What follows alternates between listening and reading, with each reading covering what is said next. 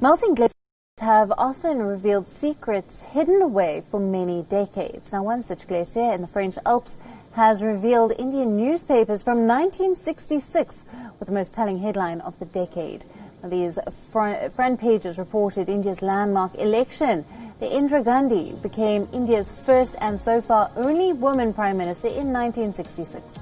The copies of the newspapers were probably aboard an Air India flight that crashed on the mountain in 1966. The trove of around a dozen newspapers were found last week by Timothy Motton, who runs a cafe near the crash site. Timothy believed that he discovered these papers as the ice that they were encased in had now melted after so many years.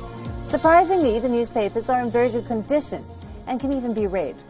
The Air India Flight 101 was flying from Mumbai to London when it crashed near the summit of Mont Blanc on the 24th of January 1966. This Air India crash is said to have claimed at least 177 lives. Now, these are not the first discoveries from the crash site. Earlier, human remains were found in the area in 2017.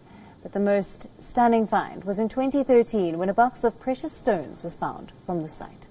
Emeralds, sapphires and rubies, estimated to be worth more than $200,000, were found, and they were thought to be from the same crash site of 1966.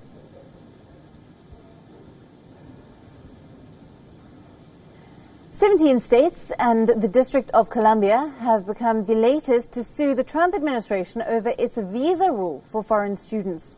Attorneys general of these and districts have filed a lawsuit against the Trump administration. These multi-state efforts also seek to stop the policy from going into effect while the case is being decided. Now, the lawsuit, which is mostly a Democratic effort, was led by Massachusetts Attorney General Maura Healey.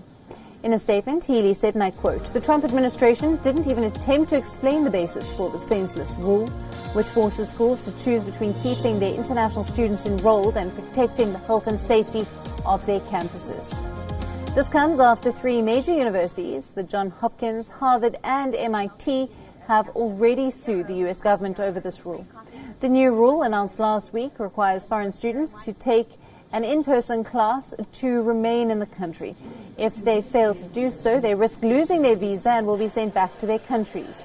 The U.S. has the largest international student population in the world. Now, this new rule puts the education of hundreds of thousands of foreign students at risk.